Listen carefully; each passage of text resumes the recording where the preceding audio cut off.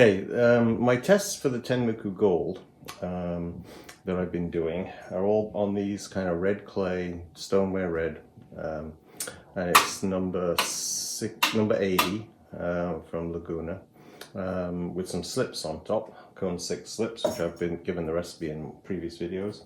With Tenmoku Gold, you barely see the slip trailing.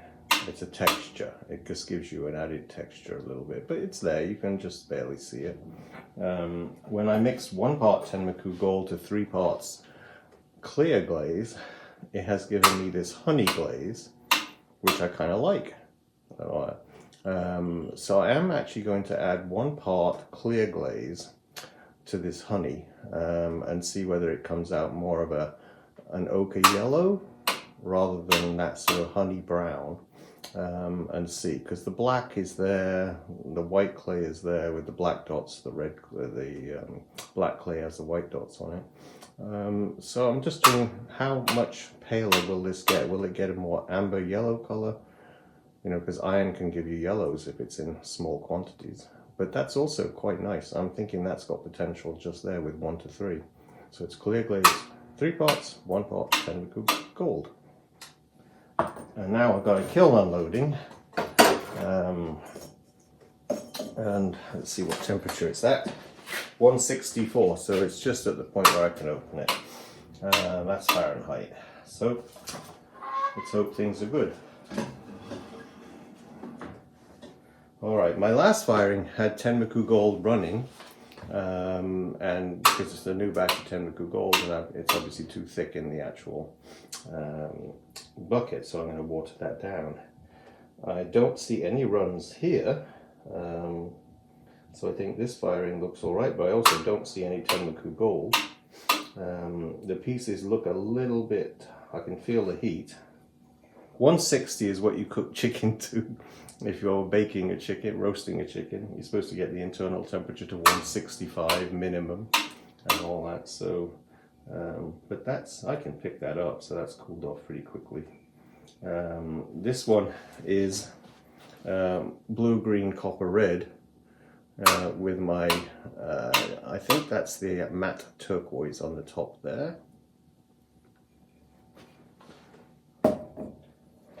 I'm short of mugs because I've been testing my Randy's Red, so I'm going to have to start making more mugs soon.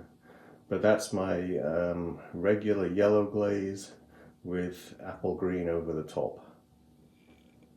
Oh no, wait a minute, that's folk art white, which I add a little bit of iron to, remember. Yellow iron ochre to give me that yellow color. And there's another one of those. I'll get to the teapots in a minute.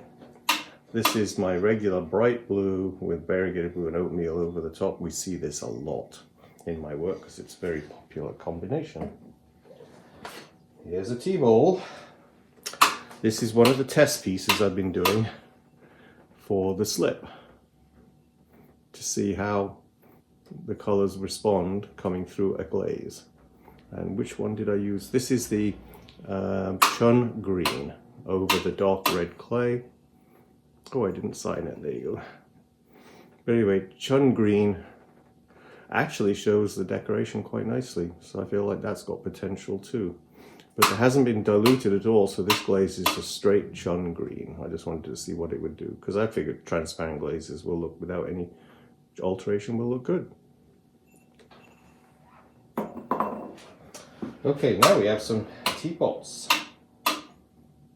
I fired them.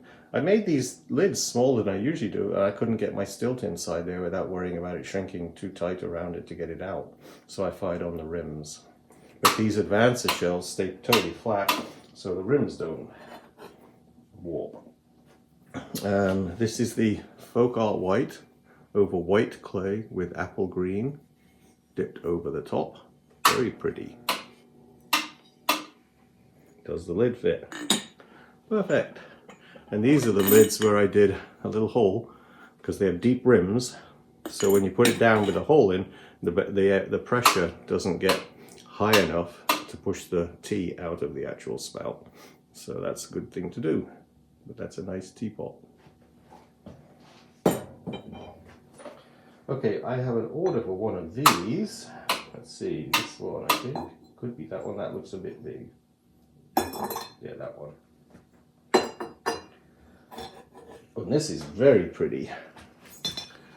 This is blue-green copper red, which comes out turquoise in an electric kiln and comes out actually red, copper red in a gas kiln. And I did Chun green on the bottom and overlapped the two in the middle. So that looks very pretty.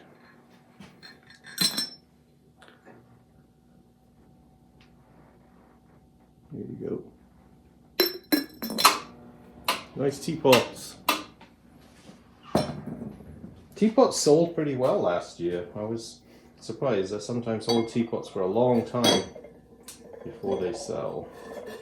Now this one is the matte turquoise with variegated blue and oatmeal over the top. And there's a hole in this lid there as well. Nice color combinations. Good chattering on the bottom there too.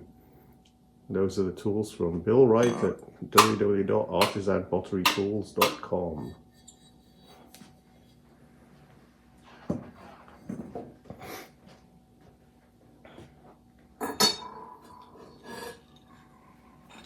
And this one, wow. Ooh, look at the purple. There is no purple on this pot. It's basically my bright blue, variegated blue and oatmeal. And the purple is just from the bright blue. Don't know if it's because it's too thick, but it came out certainly where it gets thicker, it goes that sort of purple color. There you go. But that's another nice little teapot.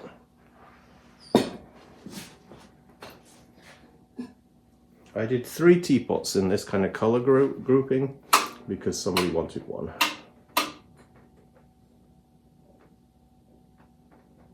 This is blue-green copper red with Chun green over the top again. You can tell because the lid has the Chun green coloring. It really shows up carved areas, that Chun green glaze. But nice teapot.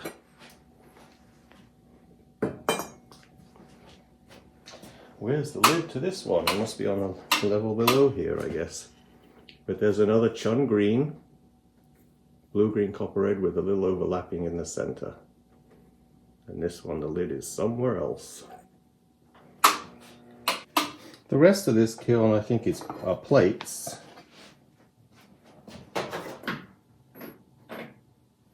With all these are for that place settings I was doing using the thin rim where I wipe the glaze off the rim.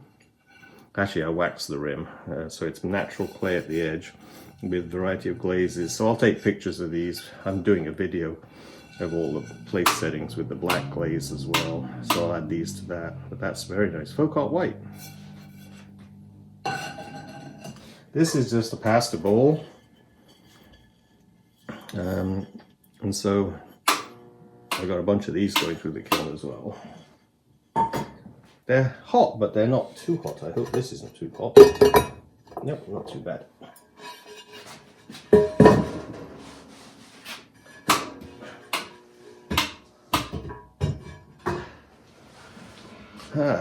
Oh, this one looked like this was apple green. A couple of little spots of crawling opened up in the middle of the plate. I can dab some glaze over there and fire it again. But that's interesting. That's just apple green. And it almost has, because it's on very thick. I poured it in the middle so I didn't get any on the rim, and then just swished it around. And it got really thick, but there's some crawling from it, so it's not too bad. This is an order for a dinner set that I've actually got most of it done now, actually, on the white clay, bright blue, variegated, no, bright blue, tender gold, and oatmeal. Okay, a couple more of the apple green plates.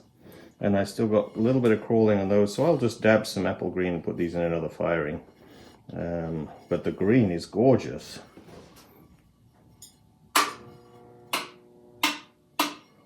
But there's spirals in here, you can tell because you can't see them, how thick that glaze is.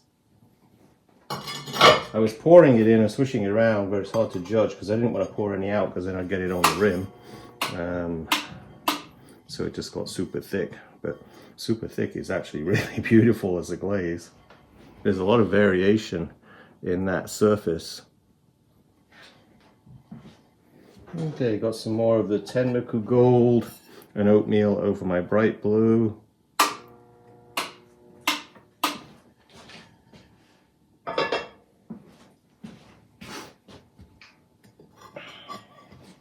Same again, Tenmoku Gold and oatmeal over bright blue. And that's just the lid. And I'm firing it to see whether I could get get the Randy's red on here.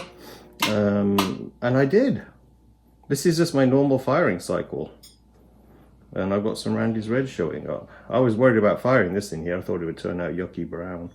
But it actually worked. And that is really good news. Not as bright as I would have liked for Randy's red. I could get it a lot brighter with my actual Randy's red firing schedule. But still, it's a really pretty glaze. Okay. Another one of the pasta bowls.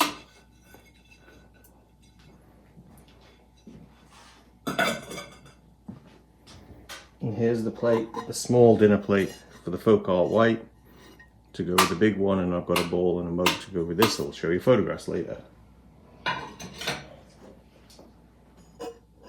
This is Tenmoku Gold, bright blue and oatmeal in the middle there, which looks beautiful. It's like the universe.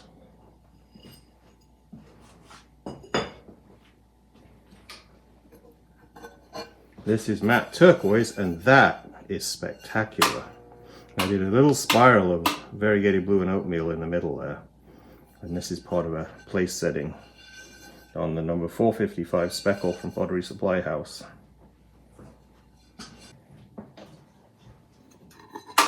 There's the small plate. Isn't that beautiful? Wow.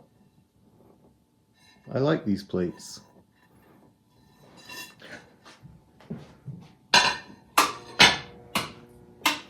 And there's the bright blue version of it. So I'll have a place setting in this as well.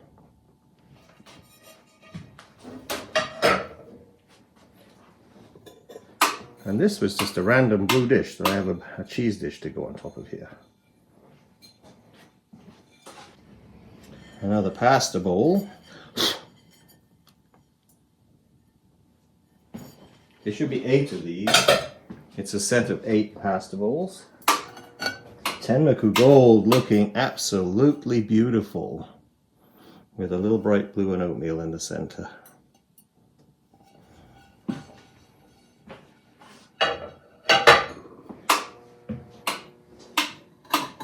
Another Tenmoku Gold small plate.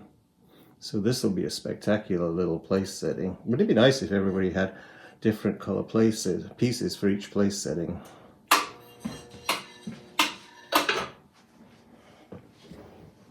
And this is another little butter dish base, basically. I had a spare one just sitting around. This is another kiln.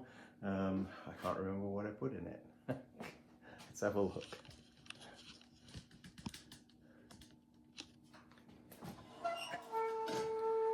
Oh, more of the plates for the place settings that I've been doing.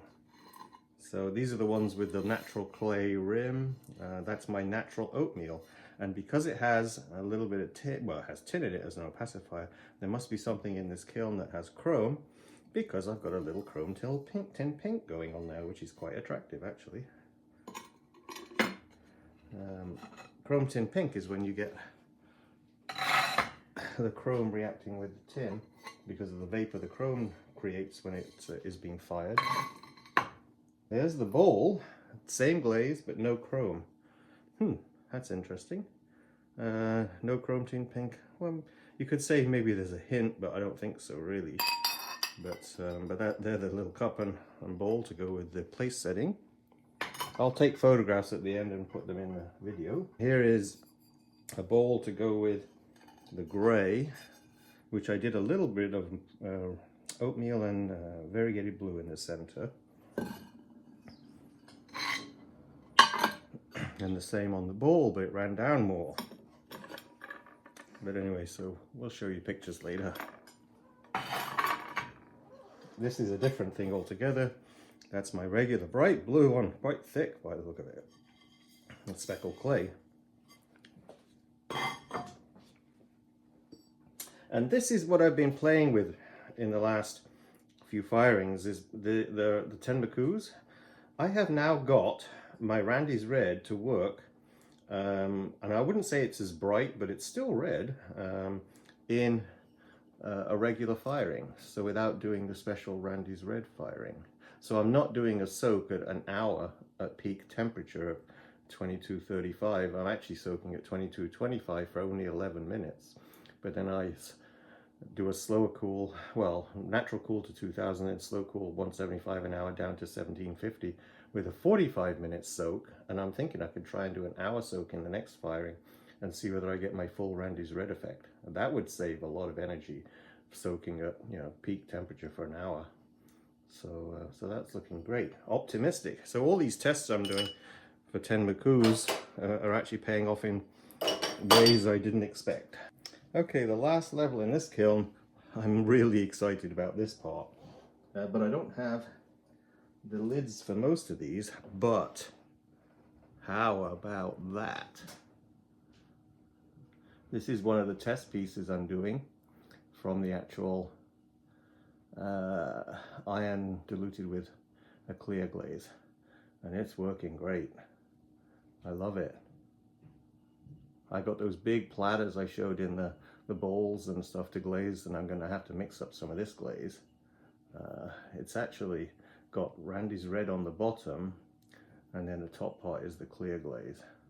But we've got a new glaze here. How successful as a sales thing, I don't know, because it's browns, and people don't seem to want browns around here. It's all blues and sea greens, but that's very pretty. And the rest is pretty nice too by the look of it. Randy's red, I bet. Oh no, tomato red. Look at the tomato red. It's red all the way around because it was in the middle, protected from the elements. But that's a very nice glaze in a regular firing cycle. Very nice. It's good to have some stuff that start of the day. It's only about 9:30, and these are nice pieces coming out of the kiln. Well, that's very nice. Got to sand a bit on the bottom. Got some backwash there. Apple green overlapping Randy's red, and where they overlap you get that sort of browner color, which has got a hint of some metallics in there, which is quite nice. But the Randy's red is just gorgeous and all that. So I've got the lids in a different firing, unless this lid fits. So this is probably the lid from a different one. It fits, but it's a bit tight, so I think that's the lid to a different one.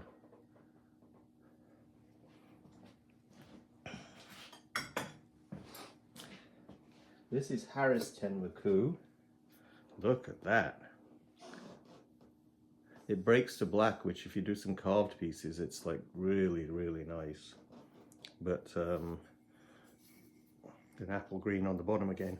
I just had some inspiration to glaze them with apple green on the bottom, and I think it worked really nice because where they overlap you get that really deeper glossy area. But look at the brown breaking to black. That's really nice.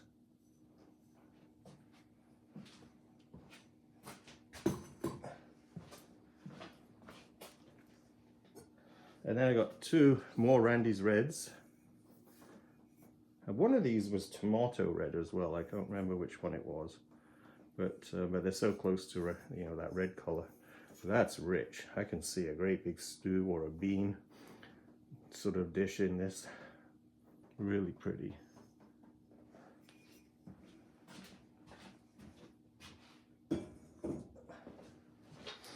And the last one is Randy's red, I think. Yep, I didn't write anything different on the bottom. So round is red near the element, it goes brown, and then it's red away from the element, really red away from the element. I hope the light's catching this really good. There's the carving breaking through again, so that's a really nice accent when you do this kind of work with these tenmakus. Beautiful. Inside is just makes you want to eat dinner. There you go. And that's it for that firing. Okay, this is the last kiln in this video. Oh, that's interesting. What's doing that? It's like a multitude of, it's nice, but it's a multitude of crawling. But it's joined together with a few little spots in between. That's a refire. I'll put some more purple glaze over the top. But look at the, must have been too thick. That glaze was put on too thick because it's quite dark too. And I've been pouring glaze in the middle of these, swishing it around to glaze them. And I think that one just got a little bit too thick. The purple is on that one, and that's a cheese dish base. Yeah, the cheese dish is over there. That's much better. Did it come out? Nope. They usually pop right out if you bang them. This purple, I will use it with limited use, I would say. It's working nice as an accent color with things, but this is the one I was hoping to see well, and it turned out well. This is that folk art, no, not folk art, fake ash glaze that I have, and I only use it on the outside of things, but I do it with apple green and oatmeal over the top, and I like the way it looks. I feel like that's a nice kind of sort of multitude of surfaces on one pot, really. And there's 4 of them, so that's nice, and they all work out nice. This is, I assume it would probably work really well in the gas kiln since it's fake ash, but I think it looks different in the gas kiln. I think there's more yellow to it. And there's another one, but you've got that look of kind of dribbles a little bit that fake ash glazes tend to do.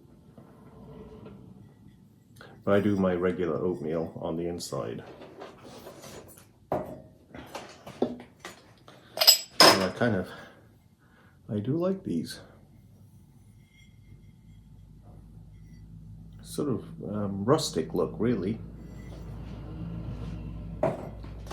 And we've already got the base of this out. Let's get this out. There you go. The bottom of that one's already out. That's just a little butter dish. And here's, I tested a dark blue one. I wanted to see on the dark red clay how blue it was. And it's definitely got some blue hint to it, but it's very dark compared to on the white clay where it's a brighter blue. And this is part of that set that I'm doing for a lady. And it's basically my bright blue, tenmaku gold, and oatmeal over them. So bright blue everywhere, tenmaku dipped that way, and then oatmeal that way and that way. This is another part of that place settings I'm doing with the raw clay edge. Definitely has a nice feel to those. Next layer down. This is a separate set of plates I did. There's another one of those. There's the purple one again, and there's some more of that crawling. So this glaze was just on too thick, so I just got to add some more purple to those and refire them. 2 more of those. And this was done by pouring the glaze inside and swishing it around too, and it worked really nicely on these ones. Just that purple obviously can't be on very thick. Oh, that's interesting. I forgot to wipe it off on the rim. That's it. Oh, wait a minute. Yeah, I can't remember on this one. I think that's a different plate. Oh, that's the cheese dish base. There you go. Oh, I wonder what I did with these ones. I don't recognize the colour. That is interesting. I think that's apple green. Oh, these were the refires. That's right. I actually refired these ones. And they've gone very different from the apple green, the way it normally looks, but it's really nice. It's like a deep olive green. And we actually have a cracked plate. Don't get these very often. But that's when it's too close to the elements and that edge. So you've got to make sure your pots don't get too close to the elements, and I thought I had it far enough away, but it was hanging over the edge of the kiln shelf. So, that is just trying to cram too much into a kiln, and I was getting two plates on a shelf, and I just thought, well, you know, I'm going to try and get 3 on there and see what, and obviously 3 means you're getting them too close to the elements. Okay, this is why I was looking forward to unloading this kiln, because we have the lids for those casseroles, so I can get those photographed and I can post the video. And then remember, I did green, and look at how pretty that lid is. This is the green with the Randy's red. I am so excited about firing Randy's red now with the other pieces. There's the stilt on the inside, and there's the Randy's red. I thought the other one will be Harris 10 McCoo. Stilt usually just pulls right out. Sometimes you have to tap it. And that's the Harris 10 McCoo with the apple green as well, and it's really nice. So very pretty. So I can get that video posted now. And then I've got the purple. I've got to refire the purple plates, but there's the 2 cups, the cup and the bowl to go with the place setting.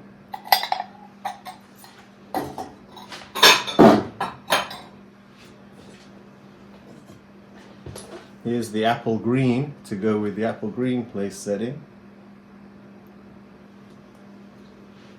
And the last 2, it's the folk art white with a little bit of apple green on the bottom of that one. So that's that. This is the end of this video. So that was a set of 3 kilns. I haven't done any kiln unloading videos for quite a while now. You know, this time of the year in the winter I have time to actually post videos on how to make things, but in the summer it's just too busy. Customers are in and out all the time, which is a lucky thing to have. So thanks for being with me during these hours in the winter, and hopefully all those storms going across the United States are not affecting you. And those in England too, because England's going through some tough times. We're just waiting for the hammer to fall because we've had an easy winter so far. So, alright, thank you very much.